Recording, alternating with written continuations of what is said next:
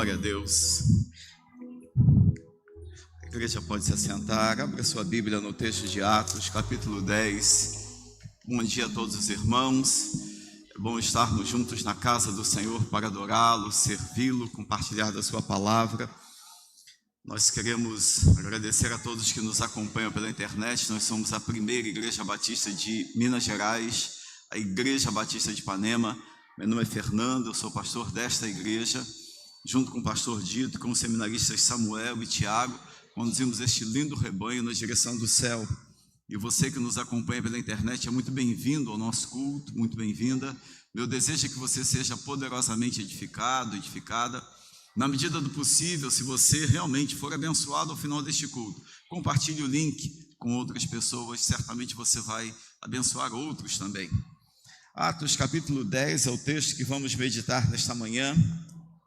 Nós estamos dando sequência, muito obrigado, Thales. Nós estamos dando sequência ao mês da família, a tudo aquilo que temos trabalhado. Deus tem feito coisas tremendas e maravilhosas nos cultos, nos lares. Temos acompanhado, temos tido o que eu chamaria de privilégio de viver um momento diferente na vida da igreja, um momento novo, um momento de experiências muito profundas. Algumas experiências, obviamente, todas as experiências, elas têm uma inserção na vida pessoal de cada pessoa, de cada membro da igreja, daqueles que estão nos acompanhando e que visitam os cultos também. E é muito importante que você, que é membro da igreja, esteja imbuído do mesmo sentimento, do mesmo tipo de percepção, participe dos trabalhos, vá aos cultos, na medida das suas possibilidades, apoie um trabalho perto da sua casa. Se na sua região, nós dividimos a cidade em micro-regiões, se na sua região não tiver um culto, vá numa outra, apoie o trabalho em outro lugar. Nós temos visto muitos lares se abrindo para receber a palavra, lares da igreja que se abrem, recebem a palavra, mas ao mesmo tempo oportunizam que pessoas que não estão na vida da igreja também sejam alcançadas. E esse é o tipo de sentimento que ele é muito comum ao salvo. Quem é salvo ama ver gente sendo salva. Quem é salvo não vai deixar de ter fraquezas, deixar de ter problemas, eventualmente cometer alguns deslizes, mas ama ver gente sendo salva. Estou lembrando aqui da expressão da Daniela. Eu não vi a Daniela falando isso, mas eu li o que a Daniela escreveu no grupo e compartilhou, e já conhecendo há pelo menos 11 anos de convívio aqui na igreja, eu imaginei a euforia da Daniela enquanto ela escreveu algumas coisas e falou: pastor, que culto maravilhoso, 80 pessoas, e a empolgação dela. Eu falei: uau!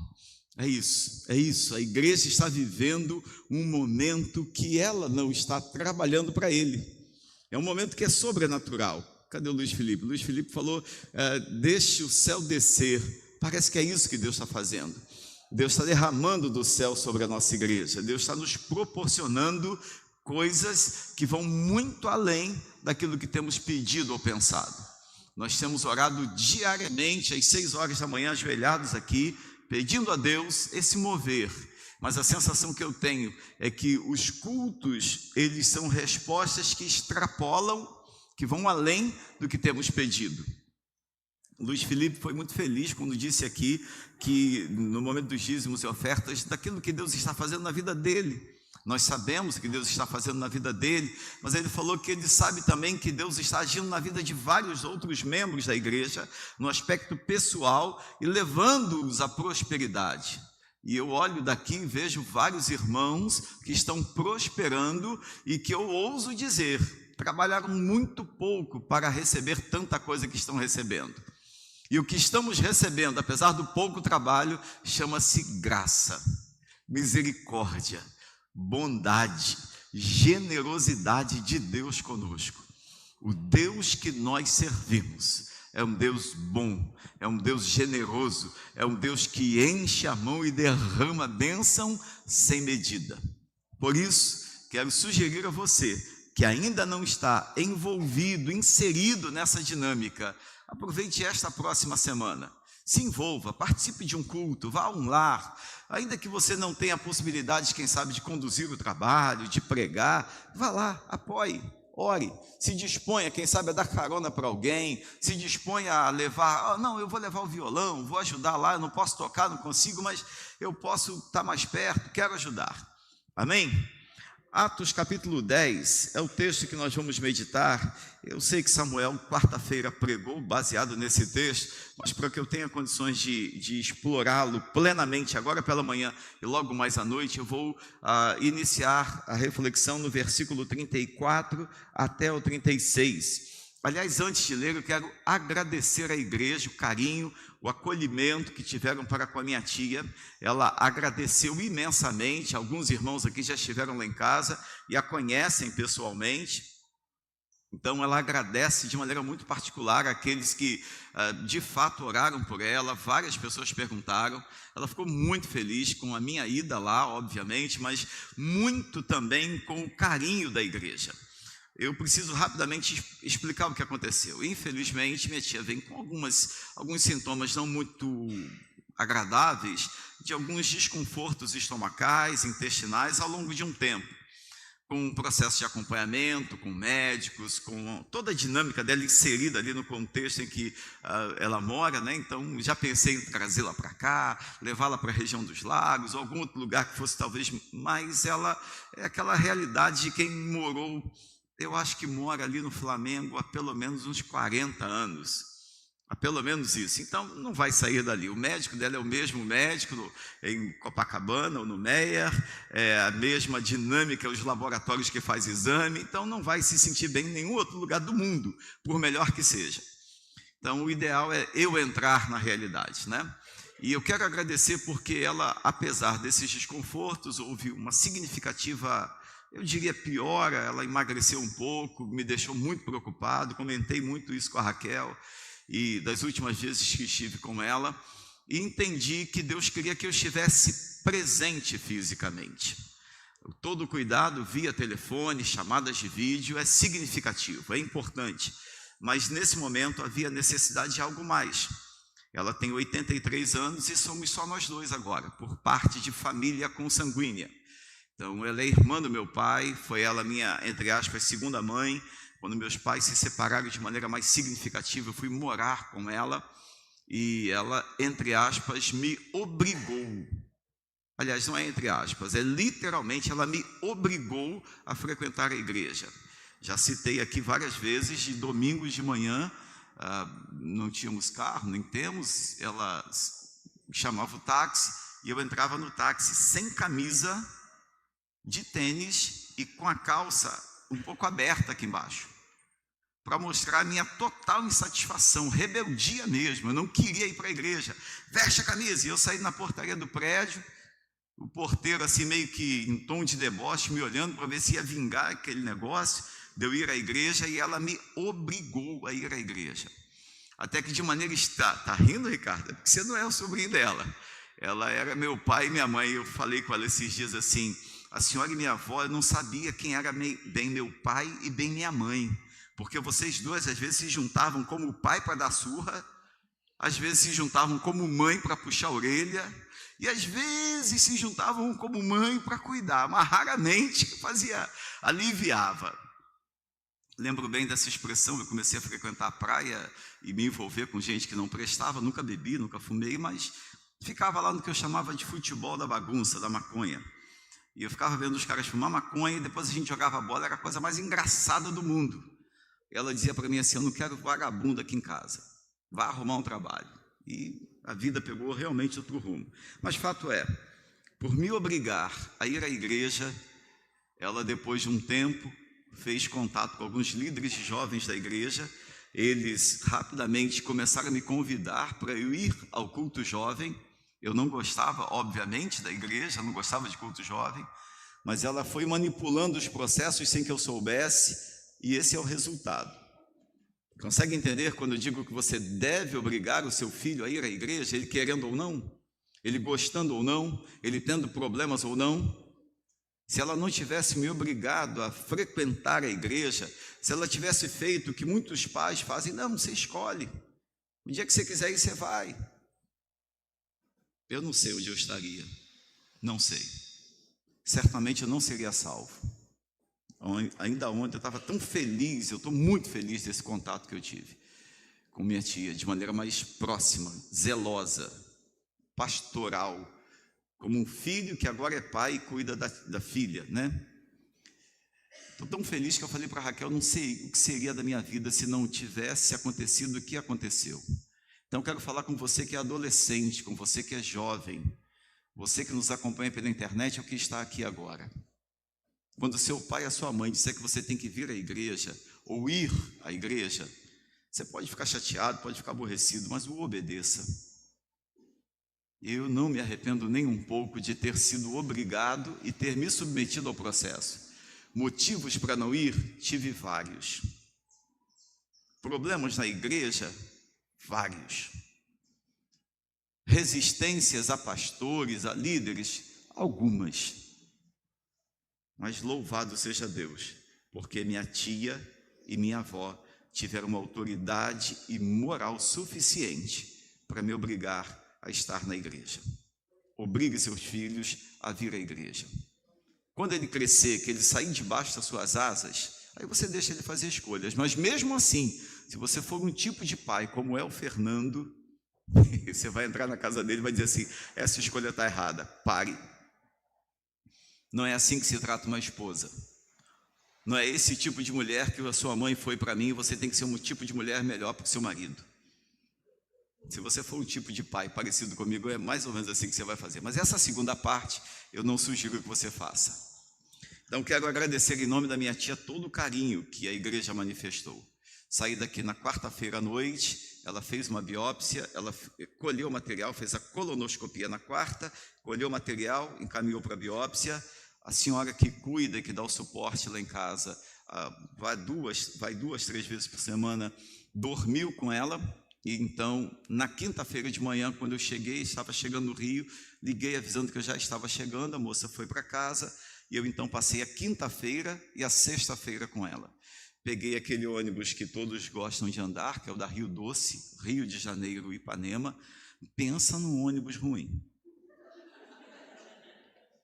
Você sentado nesse banco, que é uma tábua, você está mais confortável que eu, de 8 horas da noite, 8h30 da noite até as 5h30 da manhã, dentro daquele ônibus. Da próxima vez que eu tiver que fazer isso, e acho que vou fazer mais vezes, fez diferença, eu vou fazer como eu fiz para ir. Vou até Caratinga, pego um ônibus de lá para o Rio. Além de ser mais barato, é extremamente mais confortável. E volto de Caratinga para cá. Porque a Rio Doce, que Deus o tenha em bom lugar. Vamos ao texto da palavra de Deus hoje. Atos capítulo 10, versículo 34, diz assim: Então Pedro começou a falar. Atos 10, 34. Por favor, acompanhe a leitura que farei. Nós vamos usar esse texto tanto agora pela manhã quanto logo mais à noite. Atos 10, 34 diz assim: Então Pedro começou a falar. Ele disse: Reconheço por verdade que Deus não nos trata ou não trata as pessoas com parcialidade. Pelo contrário, em qualquer nação, aquele que o teme e faz o que é justo, lhe é aceitável. Esta é a palavra que Deus enviou aos filhos de Israel, anunciando-lhes o evangelho da paz por meio de Jesus Cristo. Este é o Senhor de todos. O que está acontecendo aqui? Pedro chegou na casa de Cornélio. Como nós temos estudado ao longo desse mês, no mês da família, Pedro, depois que teve uma visão, foi orientado pelo anjo do Senhor a ir à casa de Cornélio. Por outro lado, Cornélio também tem uma visão orando e o anjo diz para ele mandar chamar Pedro.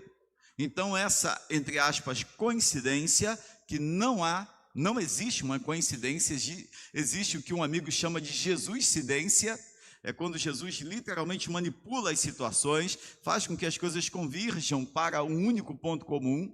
Então quando Pedro ora, e de um lado tem a visão do lençol e todo o preconceito sendo quebrado, Cornélio do outro, que é de uma outra nacionalidade, de uma outra etnia, tem a mesma percepção, só que agora o anjo manda que ele chame Pedro.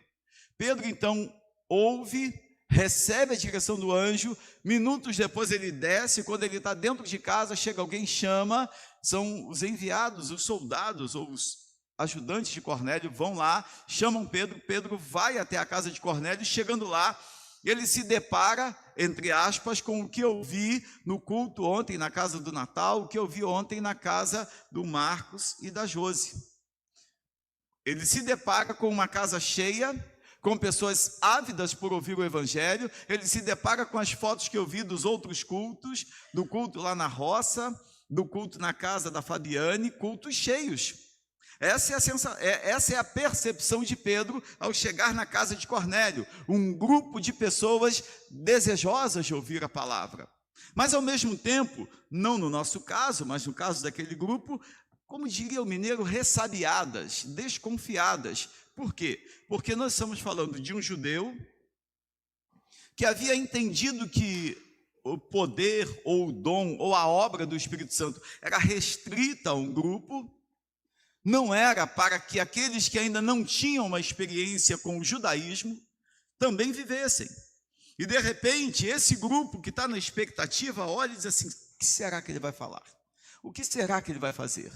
E aí então Cornélio quebra completamente o que talvez pudesse ser uma mini resistência no coração de Pedro. E diz assim: Pedro, fique à vontade, faça e fale o que Deus mandou você falar e fazer. Irmãos, quando nós sonhamos com os cultos nos lares, foi isso que nós sonhamos. Que os lares, como eu fui muito bem recebido pela Josi, pelo Marcos ontem, carinho, afeto, atenção, zelo, também pelas meninas, obviamente, mas a sensação que eu tive foi de uma expectativa daquilo que Deus tinha a fazer através daqueles que estavam conduzindo o culto. Tomei até a liberdade de falar com o Ricardo, que o casal tem potencial para daqui a algum tempo estar lá na frente liderando. Quero ver vocês mais juntos, quero ver vocês mais envolvidos, quero discipulá-los com essa intenção de vê-los liderando. Várias outras pessoas que nós vimos atuando em posições estratégicas podem e devem, em nome de Jesus, se deixar usar. Falei essa semana com o Flávio, com a sua esposa, que eu acho que vocês têm um potencial monstruoso. Eu vejo o casal liderando esse tipo de trabalho. E se eu for falar aqui, eu vou dizer uma opção de gente que eu acho que poderia estar à frente de um culto como esse. Estou vendo aqui a Nandara e Glauco, da mesma forma.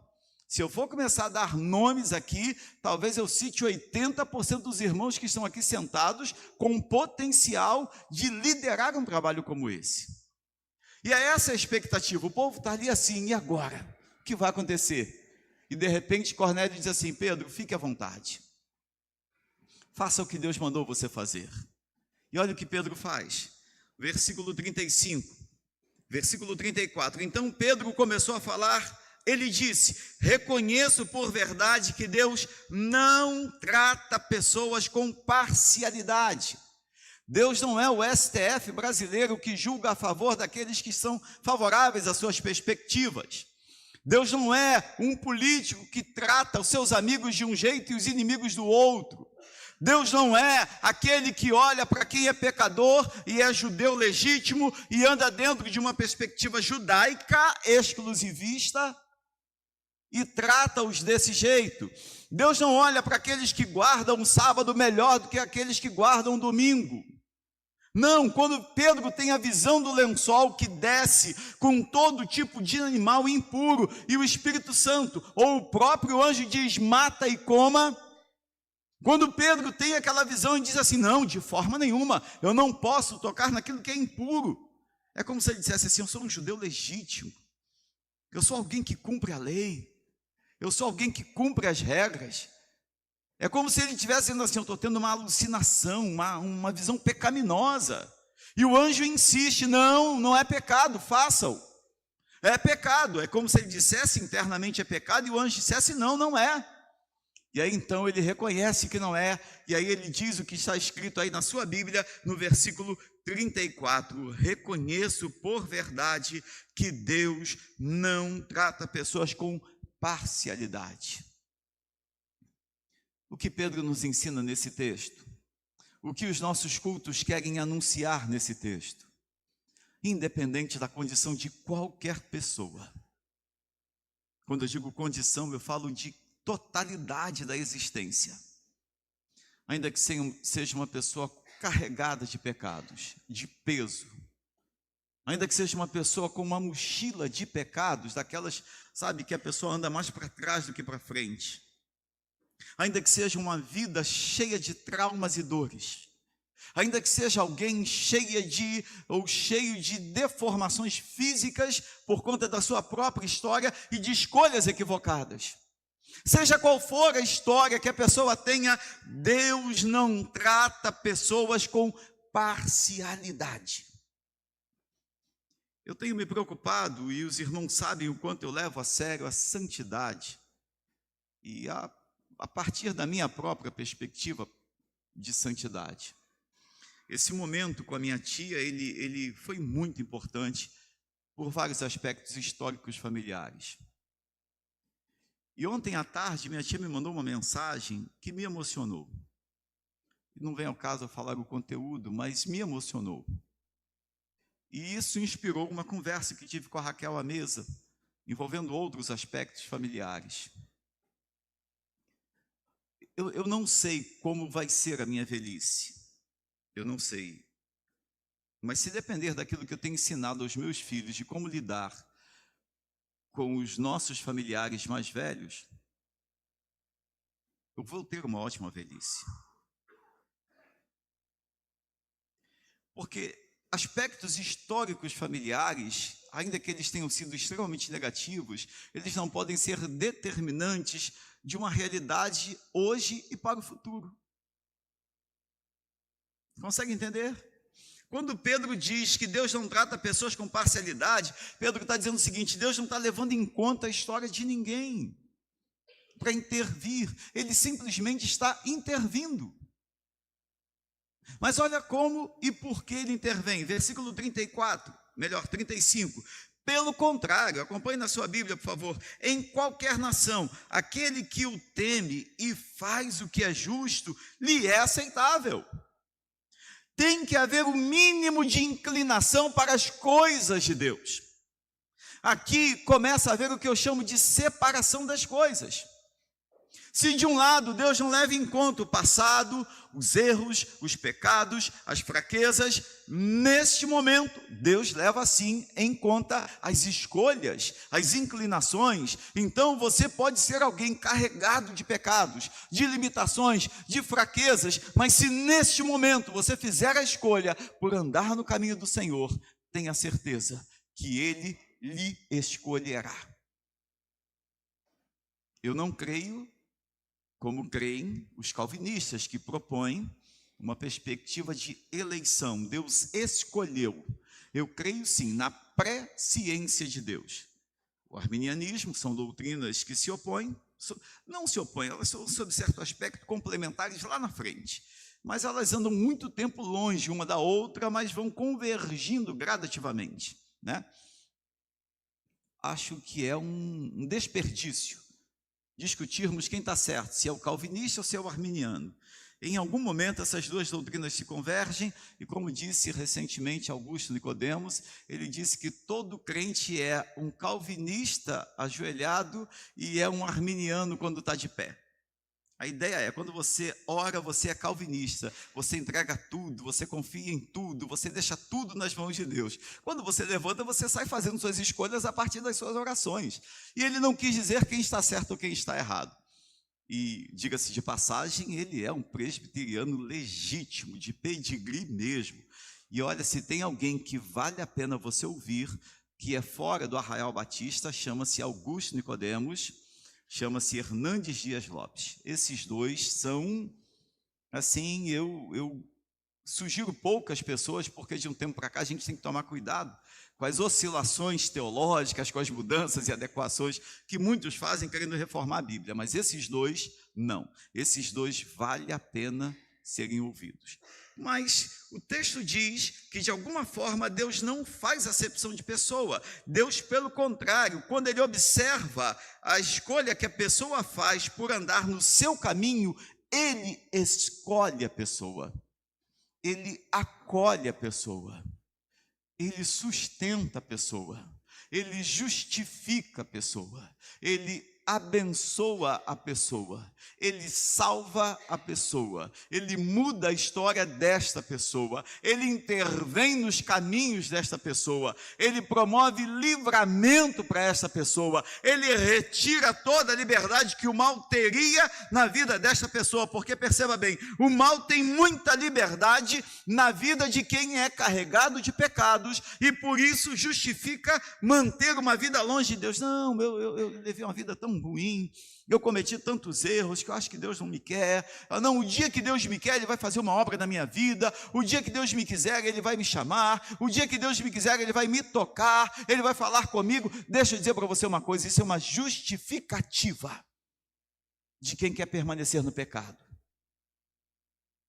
Eu fui lá na igreja, a irmã não estava com o cabelo penteado, eu não voltei mais. Não é o seu caso não, estou olhando para você, você está muito bem penteado, ok? Não é seu caso não, Belinha, fique tranquila. É porque eu olhei para lá, as irmãs ficaram me olhando assim, será? Não volto mais à igreja, porque o irmão riu para mim. Fica sério, Ricardo. Não consegue, pronto, não volto mais. Às vezes nós usamos justificativas que eu chamaria de esfarrapadas, que na verdade são formas de nos protegermos numa condição pecaminosa e não nos comprometermos com Deus, porque quando nos comprometemos com Deus, olha o que Ele faz, o texto diz que o Senhor acolhe. Pelo contrário, em qualquer nação, de qualquer etnia, aquele que faz o que é justo e aceitável é acolhido. Sabe o que eu estou pensando agora, gente? Sabe qual é a imagem que me vem à mente agora? Me vem a imagem de 4 jovens passando aqui na porta da igreja, depois de um culto de quarta-feira à noite, com garrafas de bebida alcoólica na mão, cantando, fazendo farra, e de repente a gente estava aqui se cumprimentando, o Espírito Santo me incomodou, sem falar nada com ninguém, fui até eles, me apresentei, mostrei, apontei para a igreja, falei do culto, falei do que estava acontecendo, de que eles podiam um dia vir aqui, e um deles veio no domingo à noite. E depois voltou numa quarta-feira. Eu falei, cara, que legal. Cumprimentei ele no domingo e depois na quarta-feira também. Eu acho que ele mudou da cidade. Ele falou assim, aquele dia a gente estava comemorando porque eu estava saindo de cadeia. Porque eu tinha feito isso, e aí começou a falar para mim na quarta-feira. Aí chamamos já alguns irmãos aqui, oramos por ele, aqui, nesse lugar aqui. Oramos abençoando a vida dele, e ele falou assim, foi bom você ter me chamado, porque eu já estava saindo de cadeia, começando a pegar o caminho errado de novo. Aquela conversa do senhor comigo ali na porta, eu até achei estranho, porque o senhor saiu lá do outro lado da calçada, e foi lá onde a gente estava para me abraçar, para orar comigo. Aquela conversa me ajudou, pastor. Eu não sei qual é o caminho que eu vou pegar, mas eu vou tentar não pegar esse caminho de novo. Eu nunca mais o vi aqui na cidade. Mas Deus não faz acepção de pessoa. Consegue entender? É disso que Pedro está falando. De repente, nesses cultos que estamos promovendo, ao longo da próxima semana, vão chegar lá pessoas machucadas, pessoas feridas, mas também vão chegar pessoas carregadas de pecado, com a consciência pesada, tristes, com medo. Vão chegar pessoas como muitos que às vezes vêm ao nosso culto e chega aqui e diz assim, eu não gosto daquela igreja lá porque eu chego lá, todo mundo me olha. Na verdade, ninguém olhou de cara feia, ninguém rejeitou a pessoa, mas ela está tão carregada de pecado, que a sensação que a própria pessoa tem, existencialmente falando, é que qualquer pessoa que olhe para ela, já olha vendo o pecado dela. Ninguém sabe, ninguém tem noção da vida que ela leva, mas ela que se sente tão suja, tão longe de Deus, que ela acha que todo mundo que olha para ela só está olhando para reprovar, para recriminar. Deixa eu dizer para você que nos acompanha pela internet, para você que está aqui agora. Se você está nessa condição, saiba de uma coisa. Há 11 anos eu ensino e prego aqui nesta igreja, dizendo que este lugar é um lugar de acolhimento. É um lugar em que a pessoa, na pior condição, tem que vir e tem que se sentir acolhida, amada. ela não pode se sentir confortável depois de um tempo. Chegou aqui cheia de pecado.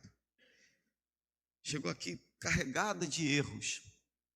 Foi acolhida. Ela precisa rapidamente entender que ela precisa se ajustar. Não à igreja, mas ao Senhor, que consequentemente a ajustará à vida da igreja. Então você que está aqui agora nesta manhã, ou você que nos acompanha pela internet, entenda isso. Esta igreja é lugar de acolhimento. É lugar para você vir do jeito que estiver. Os cultos nos lares, você que é da cidade e nos acompanha agora, vá ao culto no lar, se ele for perto da sua casa, mesmo que for distante. Se você tiver alguém que o convidou, vá. Sabe por quê? Porque eu tenho certeza que o lar de um dos membros desta igreja se tornará um pedaço do céu, o abraço de Deus para acolher você, independente da sua história. Sabe por quê? Porque nesta igreja nós acreditamos que o que faz a diferença é o agir de Deus de forma sobrenatural. Olha o que diz a sequência do texto, versículo 36. E esta é a palavra que Deus enviou aos filhos de Israel, anunciando-lhes o evangelho da paz, por meio de Jesus Cristo. Este é o Senhor de... Mais uma vez, vamos falar bem forte. Este é o Senhor de todos. Me deixe desmistificar uma percepção equivocada que muitas pessoas têm sobre Deus. Alguns dias atrás, uma pessoa que vive de uma forma bem distante dos princípios da palavra, mas é muito religiosa, disse assim para mim: não, porque Deus é um só, né, pastor? Eu falei, é verdade, Deus é um só. Não achei que fosse prudente, muito menos coerente, pertinente, naquele momento, estabelecer o diferencial. Mas se eu tiver a oportunidade, eu voltarei à pessoa e diria assim: de fato, Deus é um só para todos. E o único Deus que é um só para todos é o Deus da Bíblia. É o Deus de Israel. É o Deus de Abraão. É o Deus de Isaac. É o Deus de Jacó. É o Deus do Senhor Jesus Cristo. É o Deus que nos deu o seu Santo Espírito. É o Deus de João Batista. É o Deus de Paulo. É o Deus de Pedro. É o Deus que inspirou a santa e poderosa palavra de Deus que hoje temos em nossa mão. É o Deus que em Jesus se fez verbo, se fez carne e habitou entre nós, cheio de graça e de verdade. Este é o Deus que é um só. Não é o Deus que algumas pessoas pretensamente afirmam que é o Deus delas. É um Deus que permite bebida alcoólica. É um Deus que permite flertes. Permite passeios fora da vida do casamento, para ser mais claro. Flertar com uma outra mulher, flertar com outro homem. É o Deus que não vê problema em relacionamentos extraconjugais. É um Deus que não vê problema em sair, beber, fazer farra e chegar tarde da noite em casa. Ainda que tenha lá a esposa esperando, os filhos esperando, os pais esperando. É um Deus que na vida de muitos jovens e adolescentes não vê absolutamente nenhum problema com decote, com roupa curta, com uma vida sexual ativa. Não. Na cabeça de muitas pessoas, esse é o Deus. Deixa eu dizer para você, o Deus verdadeiro tem implicações nas suas ações, no nosso caráter, no nosso comportamento. Graças a Deus mesmo, irmã Maria, glória a Deus. Triste é o crente, triste da vida do crente que não vê implicações espirituais no seu caráter. Que põe um decote com um corpo se expondo e não vê problema. Triste é o jovem que anda por aí afora, provando de coisas erradas e acha que não tem problema, porque eu estou na igreja, minha mãe ora por mim, meu pai ora por mim, eu tenho uma vida que eu já me consagro, eu já faço a minha parte. Qual é o problema? Todo quanto é jovem aí faz. Conheço jovem da igreja XYZ que faz. Vou falar a frase que todo pai e toda mãe fala: todo mundo faz, mas você não é todo mundo. Eu sempre sonhei em falar essa frase para os meus filhos, de tanto que eu ouvia. Todo mundo faz, mas você não é todo mundo, eu não sou pai de todo mundo. O Deus de muitas pessoas daquele portão para fora é o Deus que não vê problema no que nós chamamos filosoficamente de relativização da vida. hedonismo da vida. O princípio do prazer e da satisfação. Te faz feliz, meu filho? Então vá. Seu coração está em paz fazendo isso? Então faça. Eu assisti, infelizmente, eu estou parando de assistir isso, está diminuindo, graças a Deus, um vídeo de um momento policial, em que a polícia prendeu 2 irmãos que, após a morte do pai, há 6 meses atrás, mantiveram o pai dentro de casa, para que eles pudessem continuar recebendo a pensão do pai. Há pessoas que acham normal isso. Há milícias no Rio de Janeiro que são milícias evangélicas. Consegue entender isso? Infelizmente, Mas não é só no Rio não, em Belo Horizonte tem, São Paulo tem. Fortaleza, proporcionalmente, é o lugar mais violento do Brasil, do ponto de vista demográfico, do número de pessoas, do número de habitantes. E o Espírito Santo, que a maioria dos irmãos gostam de ir lá, não pense que é um paraíso, é extremamente violento. Há lugares que a violência agraça com uma enormidade. E é impressionante o número de evangélicos desses lugares. Sempre me perguntei que tipo de evangelho é esse, que não tem implicações na sociedade em que se está inserido, que as vidas não mudam. Que tipo de Deus é esse que essas pessoas servem, que permite continuar com práticas que são abomináveis ao Senhor? Assim como eu falo dessas realidades externas que não são nossas, deixa eu trazer para dentro do nosso contexto. Que tipo de Deus é esse que você acredita, que você serve, que por muito pouco você quer deixar de vir à igreja? Que você olha com tranquilidade para um filho em pecado e não é capaz de confrontá-lo, ainda dá mesada, ainda ajuda, ainda sai da sua casa para que ele viva em pecado. Que tipo de evangelho é esse que seu filho se rebela contra você e você se cala? Se rebela contra Deus e você se omite? Que tipo de Deus é esse? Não é o Deus de Pedro, não é o Deus de Paulo, não é o Deus de Jesus Cristo. Que tipo de Deus é esse que você serve? Que não mexe com você, que não faz você chorar quando uma pessoa vem à frente se convertendo? Que tipo de Deus é esse que não domina ou não leva você a dominar a sua língua? Com muita facilidade, você age como um demônio, cheio de ira, cheio de raiva, com maledicência sobre a vida de familiares, sobre a vida de irmãos de igreja. Que tipo de Deus é esse que você diz que serve? Que você não vê nenhum problema em expor o seio, expor um decote, uma roupa curta. Ou os rapazes não veem nenhum problema em olhar para as filhas de Belial que se vestem como pombagiras aí fora. E às vezes dentro de algumas igrejas. Que tipo de Deus é esse? Não é o Deus dessa palavra. Porque o Deus desta palavra espera de nós santidade. O Deus desta palavra nos constrange. O Deus desta palavra nos confronta. O Deus desta palavra nos pede santidade. Ele não nos pede dinheiro. A exemplo do que muitos pregadores fazem por aí afora, deixa eu dizer para você, o pregador que vive em função de pedir dinheiro para a sua igreja, ele não está servindo ao Deus da palavra, é um outro Deus, possivelmente Mamon. O Deus que nós queremos que seja pregado, e que temos pregado nesta igreja, pelo menos há 11 anos, e queremos ver sendo pregado nos cultos, é o Deus que vai fazer com que os maridos sejam mais carinhosos com as esposas. É o Deus que vai fazer com que os filhos saiam de longe para ir visitar os pais. Entende? É o Deus que vai fazer com que filhos, de maneira voluntária, sejam carinhosos com os seus pais. É o Deus que vai fazer com que os pais, de maneira carinhosa, voluntária, generosa, falem do amor desse Deus para seus filhos e os ajude a encontrar o caminho de Deus. Se eles não quiserem, enquanto estiverem debaixo do seu teto, eles vão pegar o caminho. Pode escolher depois um outro caminho.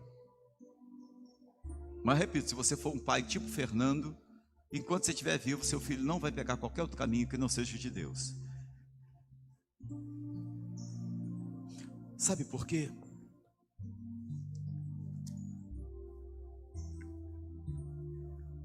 Porque este, pelo contrário, em qualquer nação, aquele que o teme e faz o que é justo, lhe é aceitável.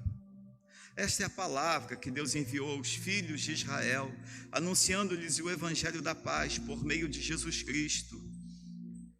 Este é o Senhor de todos. Quando alguém disser para você que Deus é tudo igual, ou que Deus é um só, ou melhor, que Deus é um só, concorde. Mas que Deus é tudo igual, o Deus que uma pessoa que vive envolvida com coisas escusas, com ambientes secretos, com coisas que não se pode falar por aí afora, porque é paralela à igreja ou isso ou aquilo, é um outro Deus. É um outro Deus. Guarde isso. É um outro Deus. O Deus da Bíblia é o Pai de Jesus Cristo. E só Ele é digno de ser adorado e exaltado. Não há outro Deus. Os homens dizem que há outro Deus. Os homens pregam outro Deus. Os homens fazem dos seus ídolos deuses. Os homens confeccionam objetos que os tornam Deus. Os homens se prostram diante de deuses aos quais justificam, autenticam comportamentos humanos. Mas o Deus, Pai de Jesus Cristo, desconstrói a humanidade para construir santidade. Então, se o Deus que você serve autentica comportamento que o leva para longe desta palavra, não é o Deus desta palavra, porque o Deus desta palavra contraria você, incomoda você, confronta você, desconforta você, para torná-lo próximo, parecido com Jesus Cristo de Nazaré. Com fé e obediência, faremos a obra no nosso lar, servindo ao único Deus, que é verdadeiro, digno de todo louvor e toda adoração. Sirva só a Jesus, a mais nada e a mais ninguém. Seja fiel a Ele e tenha coragem de fazer o que fez Pedro, anunciá-lo como único Deus. Ouve, ó Israel, o Senhor nosso Deus é o único Senhor. É o que está escrito aqui em hebraico. Shema, ó Israel, Adonai Echad, Adonai Eloheinu. O Senhor nosso Deus é único, não há outro. Não brinque com isso. Não brinque com isso. A sua bondade, a sua generosidade são extremas para quem escolhe andar no seu caminho. Mas o peso da sua justiça e da sua ira são incontroláveis para quem acha que pode coadunar, viver entre dois mundos ao mesmo tempo. Escolha só o Senhor. Feche seus olhos, baixe a sua cabeça. Pai, muito obrigado, porque quando Pedro chegou à casa de Cornélio, foram palavras como estas que ele disse, ajudando aquelas pessoas a entenderem que os deuses romanos, que os deuses de Roma, os Césares, os senhores daquela época, estavam submissos e debaixo do Kyrios, do Senhor Todo-Poderoso, do Deus Todo-Poderoso. Obrigado, Senhor. Obrigado, porque o Senhor é o nosso único Senhor. E em Jesus, nós estamos voltando para casa. Em Jesus, nós estamos encontrando o teu caminho. Em Jesus, nós estamos firmando os nossos passos. Ah, Deus, use a nossa igreja para derramar esta verdade em nossa cidade, a começar pelos nossos próprios lares. Abençoe cada lar aqui representado. Abençoe as classes da Escola Bíblica Dominical. E nos dê, Senhor, um domingo maravilhoso, debaixo do teu senhorio, sobre nossas vidas, em nome do nosso Kyrios, do nosso Senhor Jesus, em nome de Jesus.